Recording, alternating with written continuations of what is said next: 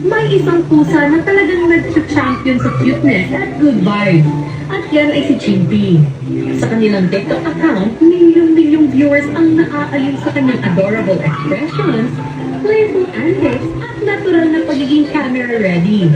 At hindi lang simpleng cute si Chimping ha, dahil isa siyang instant stress reliever sa bawat scroll. Mula sa kanyang funny reactions hanggang sa kanyang sweet and charming moments, kitang-kita kung bakit maraming netizens ang hook sa kanyang videos. Kaya kung gusto mo ng instant good vibes at daily dose of cuteness, ay kilalanin na natin si Chimping dito sa Wednesday Texting. At ang bagay sa ating ang social media journey, makakituan natin ang preparing si Mariah Redwin together with her adorable cat na si Chimping. Good morning! Welcome dito sa Right and Shine Pilipinas. Mariah, isang ano naman dyan whenever you call. Ay, please bigyan sa iyo na. Go ahead, Mariah. Good morning, Rise and Shine Pilipinas. Kumakanta ka ba, Mariah? Medyo po. Medyo. Sige, mag-sample tayo. Mariah, paano nagsimula sa Chimping bilang social media star? At kailan nyo na-discover na marami talagang naaliw na netizens at nagmamahal sa kanya online? I uploaded him online kung paano ko siya na-rescue. And I think yung pinaka-highlight sa story niya is yung dumedede siya sa aso. And that's his survival way, being with a mother dog. That's when I realized kung maraming naaalala sa videos niya online. And I see comments na asking for another update.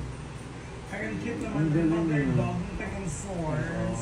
Well, Mariah, ano ba ang pinaka natatanging ugali ni Chimping sa bahay na sa tingin nyo ay dahil kung bakit sobrang relatable at adorable siya sa ating viewers?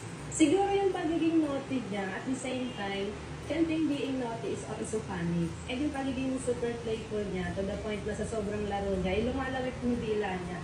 And the viewers find it super funny and adorable at marami din makarelate. Okay. So, hindi naman yung ano, kasi ang pag sa pusa kasi, pag lumalabas yung dila, sabi nila stress. So, siguro dahil, baka it has something to do dun sa pagiging mother, pagiging dog mother ng kinalakihan niya. Pero hindi naman siya stress pag lumalabas yung dila niya. Hindi naman po. Ah, okay. Pero bilang so Pagod lang siya tapos sobrang saya niya kasi. okay, pero paano niyo pinaplano yung ginagawa ni Chimping para maging content? Spontaneous ba ito o talagang meron kayong parang script?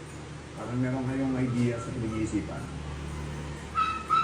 Well, some of our contents are created with ideas, but most of his videos are captured spontaneously. So yung created with ideas is yung mga trends online. The rest is on the spot na or yung mga talagang ganap everyday.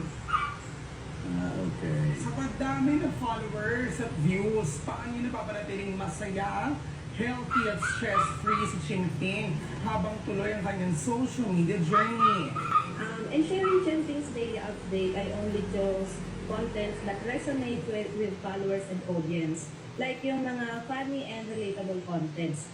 To maintain Chimping stress-free, his contents are done carefully. Especially when I needed him or I want him to wear something like clothes. But it has to be done quickly para maiwasan ma-stress yung pusa. Okay. I wonder tuloy, bakit Chimping yung pangalan ng yung adorable cat? So yung name niya is from, galing siya sa yung Chinese. So yun, kasi yung kitten pa siya, mahilig siyang mga dat. So Filio siya, mahilig siya maglaro. Okay, pero ayan, katulad yan, karga-karga mo siya.